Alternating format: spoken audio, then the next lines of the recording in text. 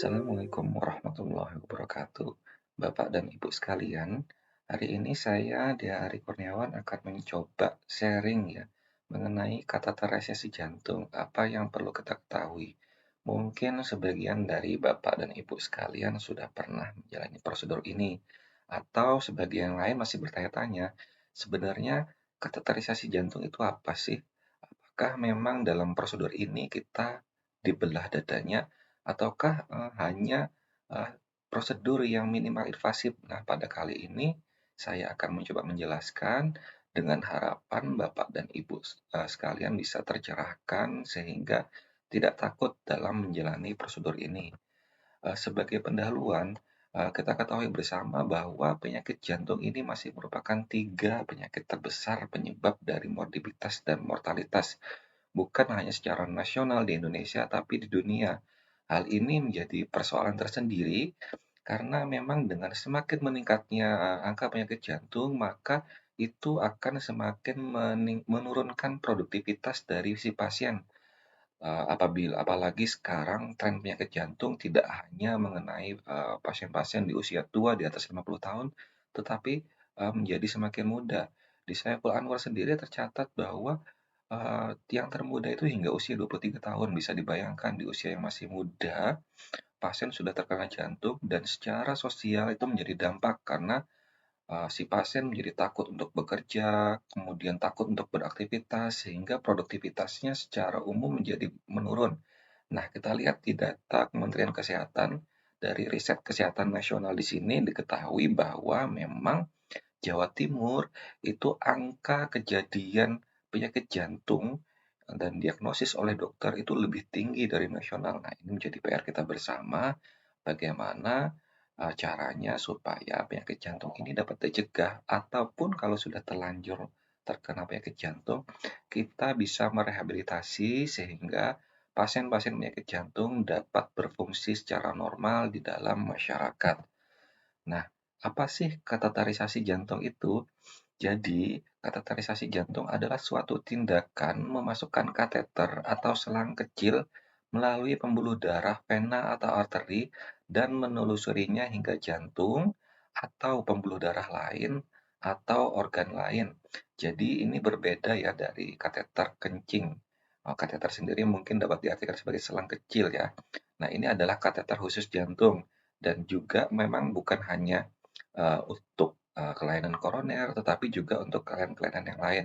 Di belakang nanti saya akan coba ilustrasikan apa saja kelainan jantung yang bisa dibantu oleh kateterisasi jantung ini.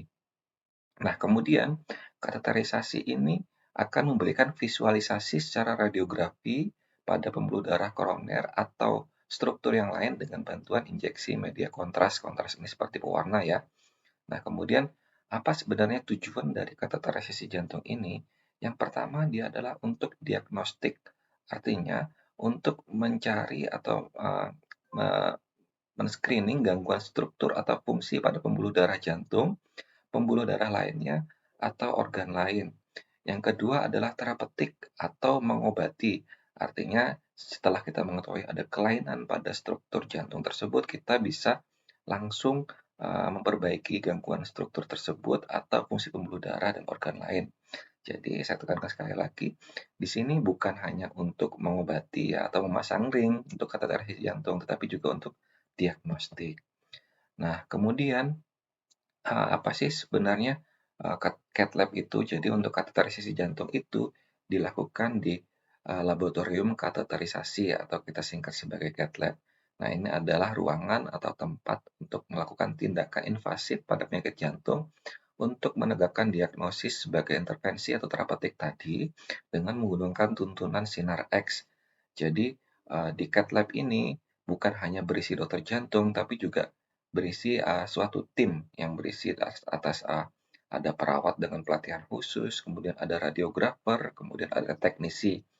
Nah, ruangan ini adalah ruangan khusus karena dia menggunakan radiasi, maka dindingnya pun itu harus dilakukan pelapisan timbal supaya tidak keluar. Kemudian untuk petugasnya pun menggunakan set khusus yang memproteksi dirinya dari radiasi. Nah, ini adalah gambaran dari ruang cath lab tadi. Di sini ada siam, bisa Ibu lihat di sini akan uh, membantu mengeluarkan sinar X yang akan kita bisa lihat di monitor. Jadi di sini nanti akan dilakukan baik itu diagnostik ataupun terapeutik. Kemudian di sini juga tersedia pemantauan hemodinamik di tekanan darah, nadi, kemudian irama jantung, kemudian di tekanan di ruang jantung, itu bisa dimonitor dari sini. Atau bila memang diperlukan, kita bisa lakukan pembiasan umum ya. Di sini tersedia alat-alat anestesi, gitu ya, untuk ruang cath lab. Terus kemudian, apa saja jenis dari kateterisasi? Nah, yang mungkin yang banyak Bapak Ibu ketahui adalah kateterisasi koroner. Jadi adalah kateterisasi yang ditujukan untuk memeriksa pembuluh darah koroner yang berdarai jantung. Kemudian kateterisasi penyadapan jantung ini biasa dilakukan pada pasien-pasien dengan kelainan bawaan atau kelainan kongenital. Jadi tujuannya untuk memeriksa tekanan di masing-masing ruang jantung atau kandungan oksigen dari masing-masing ruang jantung. Nanti dari situ kita bisa mengetahui karena memang normalnya seperti diketahui bahwa ruang jantung itu kan ada 4, ada serambi kanan kiri, ada bilik kanan, bilik kiri. Nah, masing-masing itu memiliki tekanan yang berbeda. Kita bisa ukur tekanannya, dari sana nanti kita bisa ambil kesimpulan apakah memang di sini ada lubang atau kemudian juga kita bisa menilai percampuran dari darah karena normalnya memang di bagian jantung kanan itu masih darah kotor dan di jantung kiri itu sudah merupakan darah bersih. Sehingga kalau terjadi percampuran, maka kadar oksigen di masing-masing ruang jantung akan bergeser sehingga kita bisa nilai di sana.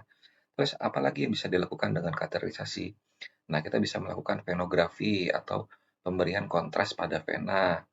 Terus kemudian bisa melakukan ventrikulografi, jadi kontrasnya disuntikkan ke dalam bilik jantung. Jadi kalau memang nanti di sana ada lubang atau sekat yang bocor, kita bisa melihat di sana.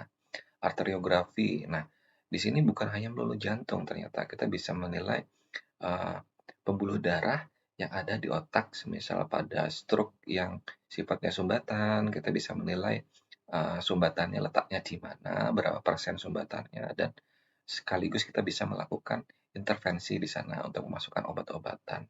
Begitu nggih. Terus lewat mana? Nah, ini tadi mungkin sebagian dari Bapak Ibu ada yang takut ya bahwa untuk kateterisasi ini dadanya dibelah. Jadi tidak. Ini kateternya itu dimasukkan lewat yang namanya introducer sheath. Jadi introducer sheath ini dimasukkan lewat mana? Lewat pembuluh darah yang ada di paha atau yang ada di lengan. Jadi itu seperti disuntik ya, disuntik di sini dengan menggunakan introducer sheath ini. Jadi mungkin agak besar. Nah, sebelum disuntik, untuk mengurangi rasa tidak nyaman, maka disuntikkan injeksi uh, zat kontras ya, zat penahan rasa sakit,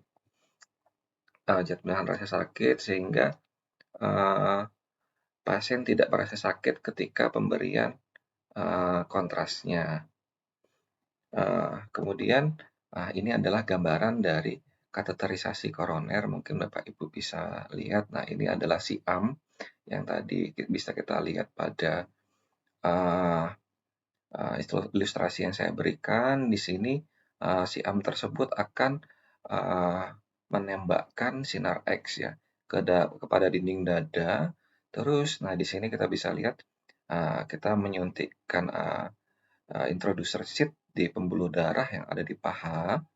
Nah, terus kemudian di sini dimasukkan wire. Wire ini sebagai guiding ya, penuntun. Terus kemudian dia menelusuri pembuluh darah dari paha, perut hingga ke pembuluh darah koroner yang ada di jantung. Nah, setelah guide wire menyampai atas sepertiga aorta, maka akan dimasukkan. Nah, ini kateternya. Kateternya menelusuri guide wire yang kita berikan. Nah, prosedur ini sudah tidak sakit, jadi sakitnya cuma ketika disuntik di paha saja. Nah, kateter terus sampai ke muara pembuluh darah koroner. Nah, kemudian di situ akan disuntikkan kontras ke dalam pembuluh darah koroner. Nah, bisa kita lihat. Nah, di sini kalau memang ada sumbatan atau ada penyempitan, kita bisa nilai dari kontras yang disuntikkan. Nah, ini bisa kita lihat ya, ada sumbatan di situ. Nah, itu untuk kateterisasi koroner yang kiri. Nah, kemudian kita nilai yang kanan bagaimana? Sama seperti yang tadi, disuntikan juga kontras. Kita bisa nilai patensi dari dinding pembuluh darahnya. Nah, kemudian kalau memang diperlukan, kita bisa sekaligus memasang ring di sana untuk kateterisasi koroner. Terus, apa lagi yang bisa dikerjakan? Eh, Nah, yang kedua adalah kelainan jantung bawaan. Nah, ini sama seperti tadi, disuntik di paha, terus kemudian, tapi ini untuk prosedur-prosedur kelainan bawaan ya. Nah, seperti misalkan nih pada serambi jantungnya ada lubang, kita masukkan kateter melewati sana, terus kemudian kita closure dengan device khusus ya. Device khusus untuk menutup dari lubang yang ada di serambi dari pasien. Nah, ini kita bisa lihat, terus kemudian dikembangkan untuk alat device-nya, dimasukkan, dikembangkan, terus ditutup. Nah, ini merupakan terobosan tersendiri di bidang medis ya, karena dahulu kala itu sebelum bisa dilakukan closure by device seperti ini, maka harus dibelah dadanya. Sekarang kita bisa minimal invasif hanya dengan luka yang ada di uh, paha, menusuk di paha saja kita sudah bisa melakukan closure dengan device. Tentu memang tidak semua kelainan bisa dilakukan prosedur ini. Ada syarat-syarat dan ketentuan yang mungkin nanti bisa didiskusikan dengan dokter jantungnya. Nah, terus selain itu kita juga bisa melakukan tindakan aterektomi. Jadi aterektomi ini adalah bor ya. Jadi sumbatan itu bukan hanya bisa terjadi di jantung, tetapi juga bisa di pembuluh darah kaki. Seringkali keluhan awalnya adalah nyeri kaki. Nah, itu harus hati-hati. Jadi nyeri kaki bukan hanya karena asam urat, bisa saja karena ada sumbatan di pembuluh darahnya.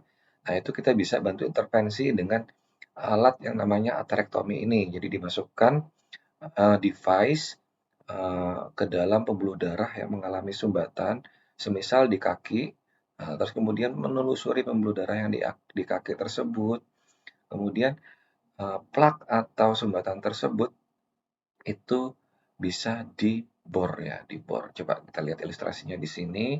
Nah, device-nya masuk, terus kemudian dia berputar. Ya, berputar. Nah, mengikis apa namanya pembuluh darahnya ya, mengikis pembuluh darahnya. Nah, di sini, oke.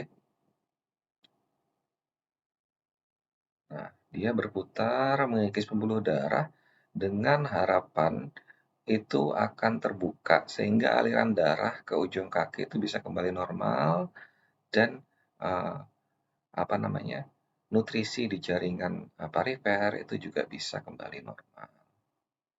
Oke. Nah, terus ini adalah ilustrasi yang lain adalah untuk ventrikulografi. Jadi kita memberikan uh, kontras ya, menyuntikkan kontras ke dalam dinding bilik jantung. Nanti di sini kita bisa lihat kalau memang ada kebocoran dari sekat di bilik, maka nanti akan terlihat kontras yang melewati dari sekat tersebut. Nah, itu ternyata luas sekali ya Bapak Ibu sekalian bahwa kateterisasi itu bukan hanya untuk memasang ring, tetapi juga untuk bisa tindakan yang lain. Nah, ini indikasi dari dilakukan kateterisasi jantung. Yang pertama memang pada pasien-pasien yang memang sudah diketahui didapatkan suatu penyakit jantung koroner atau dicurigai penyakit jantung koroner, meliputi sindrom koroner akut atau sindrom koroner kronis. Jadi, apa namanya, akut dan kronis di sini tidak menggambarkan suatu keparahan ya Bapak Ibu sekalian, tetapi menggambarkan proses perjalanan waktu. Kalau akut itu proses perjalanannya singkat atau terjadi dalam waktu yang pendek dan kronis itu prosesnya lama, jadi sumbatannya itu sudah lama dan mengakibatkan gangguan. Terus kemudian apalagi untuk mengidentifikasi sumbatan pembuluh darah, bukan hanya di koroner tapi bisa di kaki atau di otak tadi, bisa Ibu Bapak lihat sekalian ya di ilustrasi tadi ya.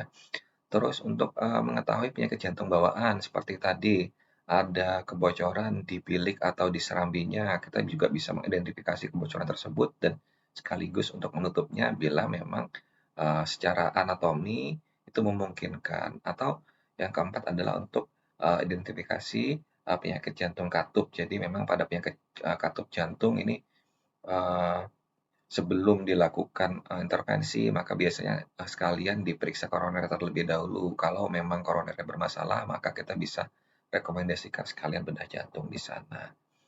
Nah, untuk kateterisasi koroner, tadi kan terbagi menjadi dua, untuk terapi dan untuk diagnostik. Ini apa saja? Jadi untuk terapeutik, itu untuk sindrom koroner akut, seperti pada STEMI, NSTEMI, atau unstable angina pectoris yang resiko tinggi dengan gangguan hemodinamik. Terus kemudian untuk infak miokard yang terdokumentasi namun belum dilakukan revaskularisasi. Revaskularisasi di sini maksudnya belum dibuka ya. Jadi kan ya memang logikanya setiap yang tersumbat itu harus dibuka. Kalau tidak dibuka maka jantung tidak mendapatkan aliran. Kemudian angina pectoris yang stabil CCS 3 hingga 4. Artinya di sini tidak semua serangan jantung itu sifatnya tidak stabil, tetapi memang harus waspada ketika Bapak dan Ibu sudah mengalami nyeri dada, seperti ditindih di apa namanya, benda berat di dada, kemudian yang muncul karena aktivitas emosi atau cuaca dingin, maka sudah harus waspada untuk apa namanya, ada sumbatan di koronernya, maka bisa konsultasi ke dokter untuk dilakukan kateterisasi. Terlebih kalau memang hanya aktivitas sedikit, misalkan dulu nyeri dadanya itu dengan berjalan setengah kilo nyeri dada, sekarang dengan kondisi sadar sudah nyeri dada, artinya terjadi progresivitas dari penyakit. Nah, itu sudah mulai harus dicurigai bahwa ada penyakit jantung koroner ya. Terus pasien dengan gejala jantung yang terus-menerus yang sudah ada data angiografi sebelumnya. Jadi kalau memang Bapak dan Ibu dilakukan tes prosedur, artinya ada sumbatan di ketiga pembuluh darah koroner, terus kemudian baru dipasang satu, sekarang masih mengeluh nyeri dada, maka memang bisa dilanjutkan untuk kateterisasi koroner. Begitu, nggih. Nah, kalau ada indikasi, tentu ada kontraindikasi. Artinya apa saja, pada kondisi apa kateterisasi jantung itu tidak boleh dilakukan. Pertama, kalau memang Bapak dan Ibu sekalian masih dalam kondisi infeksi, masih demam, masih sakit, maka kita harus lakukan stabilisasi dulu, diobatin dulu untuk kondisi infeksinya. Terus apabila memang ada intoksikasi obat, maksudnya di sini keracunan obat. Nah, jelas ya kalau memang kita sudah keracunan obat, sebaiknya tindakan kateterisasi ditunda terlebih dahulu sampai memang apa keracunan obat tersebut teratasi. Terus kehamilan ya. Jadi ya memang karena ini menggunakan radiasi, maka kita ketahui bahwa janin atau bayi itu masih rentan terhadap radiasi. Tentu tidak boleh terpapar terlalu lama sehingga pada ibu yang masih hamil relatif tidak diperbolehkan untuk mengenai radiasi karena bisa mengakibatkan kelainan cacat bawaan. Terus kemudian cerebrovascular accident yang baru, mungkin stroke yang masih baru, yang baru 1 hari tidak bisa langsung dilakukan kateterisasi dulu. Mungkin lebih bijak bila kita melakukan apa namanya CT scan terlebih dahulu. Terus kemudian aritmia maligna yang tidak terkontrol, maksudnya di sini adalah gangguan irama jantung yang masih belum terkontrol. Misalkan terjadi henti jantung, tiba-tiba kita masih buru-buru untuk melakukan apa namanya kateterisasi. Ya, sebaiknya dilakukan penata laksanaan terhadap gangguan irama tersebut terlebih dahulu. Ketika sudah stabil, baru dilakukan kateterisasi. Nah, kemudian uh, yang tidak boleh sama sekali yang atau absolut tidak boleh dikerjakan adalah ketika alat dan fasilitas kateterisasinya masih belum siap ya. Misalkan apa namanya ada sedikit trouble di masalah pengukuran hemodinamik dari pasien, maka itu sangat beresiko untuk dilanjutkan tindakan kateterisasinya. Terus ya setiap tindakan medis tentu ada manfaat dan ada resikonya. Ada komplikasi yang mungkin menyertai tindakan ya. Yang pertama adalah hematom. Jadi karena ditusuk di pembuluh darah yang di paha, jadi ada kemungkinan rembesan dari pembuluh darah. Jadi mungkin agak sedikit bengkak di pahanya ya. Jadi itu gumpalan di situ memang karena merembes ya mungkin saja terjadi, tapi tidak perlu khawatir karena hematom seperti ini itu akan bisa menghilang dalam 1 hingga 2 minggu. Terus ada pseudoaneurisma. Jadi apa namanya bekuan darah tadi membentuk kantung ya. Jadi membentuk kantung ya seperti bisul seperti itu. Jadi apa namanya ini harus ditutup ya, ini adalah salah satu komplikasi akibat dari kateterisasi. Kemudian alergi terhadap kontras. Nah, makanya sebelum dilakukan kateterisasi jantung, itu kita tanya-tanya dulu, anamnesis dulu pasiennya, apakah memang pernah ada riwayat alergi, sehingga kita bisa pilihkan zat kontras atau zat berwarna yang relatif tidak alergenik ya, jadi tidak mengakibatkan alergi terhadap pasien. Terus kemudian gangguan ginjal karena kontras. Jadi karena memang kontras ini dibuang melewati ginjal, makanya sebelum dilakukan kateterisasi biasanya kita cek lengkap dulu pasiennya. Kita periksa fungsi hati, fungsi ginjalnya, karena memang pada pasien dengan fungsi ginjal yang sudah menurun sangat rawan sekali terjadi gangguan ginjal karena kontrasnya tidak bisa keluar akibat fungsi ginjal yang menurun. Terus kemudian perforasi ya, koroner. Jadi mungkin saja karena manipulasi dari wire kita itu koronernya jadi lecet atau bahkan bisa berlubang. Tapi jangan khawatir, biasanya di apa namanya ketika kita memutuskan melakukan tindakan, kita sudah antisipasi hal ini terjadi sehingga peralatannya pun sudah disiapkan. Terus yang berikutnya adalah stroke. Jadi memang pada prosedur kateterisasi itu karena kita memasukkan benda asing ya, wire dan kateter tadi ke dalam dinding pembuluh darah, maka biasanya untuk mencegah terjadinya gumpalan, maka kita memberikan obat pengencer darah, tetapi ini harus terkontrol supaya apa namanya, fungsi pembekuan dan pengenceran darahnya tetap dalam batas normal sehingga tidak terjadi komplikasi stroke seperti ini. Nah,